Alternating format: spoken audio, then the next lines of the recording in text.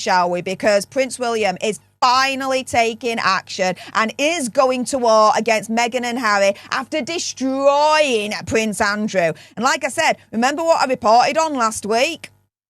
Well, I told you so. So here, Radar Online is saying Prince William is going to go to war with Prince Harry and Megxie by using Prince Andrew as a template to strip them now of all their royal titles. Have you ever wondered what it's like to be in the midst of a royal feud? A question that might have crossed your mind as the latest saga unfolds between Prince William and the duo of Meghan and Harry. While the headlines are quick to sensationalise this as a royal showdown, one can't help but notice the timing of this drama. Just as the palace finds itself back in the hot seat, with controversies surrounding Prince Andrew re-emerging, there's a sudden shift in focus, a convenient distraction. Wouldn't you agree? Suddenly, the narrative is no longer about Andrew, but about Meghan and Harry, the two who dared to walk away. Let's take a moment to remember the palace's handling of Andrew's situation. No matter the severity of the allegations, he seems to be comfortably ensconced within the royal fold. His title, still intact. His residence, still on royal land. His protection, still very much royal. And yet, when it comes to Meghan and Harry, the gloves are off. The couple who chose to carve out their own path, to speak their truth, are constantly under fire. The palace narrative seems to be of control and strength, with Prince William positioned as the one calling the shots. But let's not be fooled. This isn't a show of strength, but a desperate attempt to control the narrative.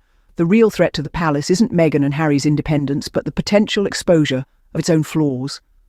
The real war here isn't between the brothers, but between transparency and control. As the drama unfolds, we're left to wonder, is this really about justice, or is it about distraction? Is the palace trying to protect its image, or is it trying to control the narrative? The answers may lie in the pattern that's emerging. So, we see a strange pattern here, don't we?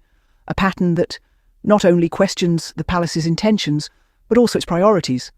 The real story isn't about a royal feud, but about a royal cover-up. And as the drama continues to unfold, it's a story that's becoming increasingly difficult to ignore. Now, who do we turn to when we need a distraction? It's a question that seems to be answered all too conveniently with Meghan and Harry. Time and again, they've been the targets of royal diversion tactics.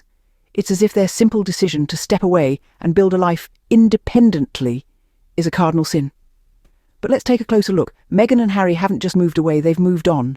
They've built a life that's their own, free from the gilded cage of royal expectations. They've dared to speak their truth, to share their experiences, and to question the narrative that's been carefully curated for centuries.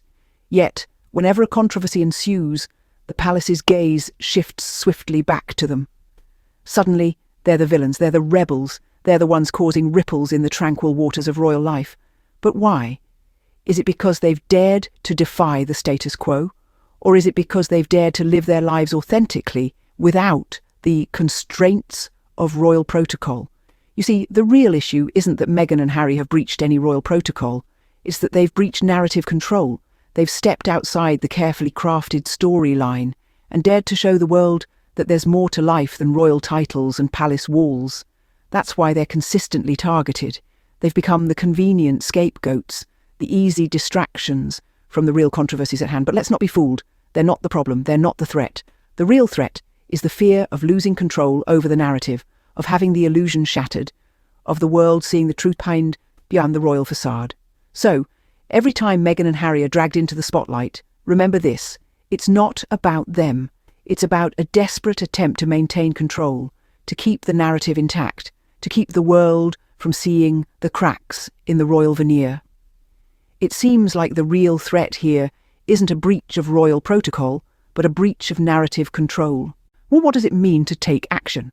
In the tale of William's supposed war against Meghan and Harry, it's crucial to question this. Is it about making a stand, or is it merely a diversion from the palace's own issues? You see, the term action implies a sense of responsibility, a decisive move towards a change. But in this case, it appears to be a smokescreen, a facade. Every time the palace finds itself in hot water, Meghan and Harry conveniently become the scapegoats. They're the diversion, the decoy, the red herring. It's a well-worn narrative, isn't it? Meghan and Harry, the rebellious couple, the thorns in the royal side. They're the perfect targets. Outsiders, independent, outspoken. They've dared to break the mould, to step away from the gilded cage and forge their own path. They've spoken out, they've made waves, and they've become a threat to the perfect image the palace so desperately clings to. So it's no surprise that they're the chosen ones, the ones to bear the brunt whenever scandal rears its ugly head. It's not about justice, it's not about righting wrongs, it's about control. It's about maintaining the illusion of a united front, of a noble, unblemished monarchy. But let's not be fooled. This isn't a noble crusade, it's a smokescreen. It's a well-crafted illusion, a strategic move in a game of chess. It's about shifting the focus, diverting attention, keeping the spotlight away from the palace's own issues. In this so-called war, action is nothing but a guise. It's a cleverly spun narrative, a tale designed to distract, to mislead, to control.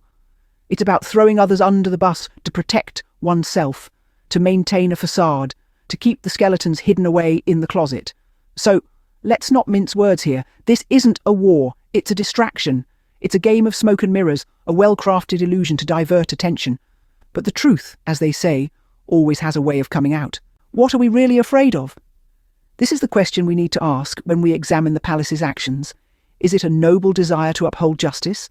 Is it a valiant defence of the royal crown?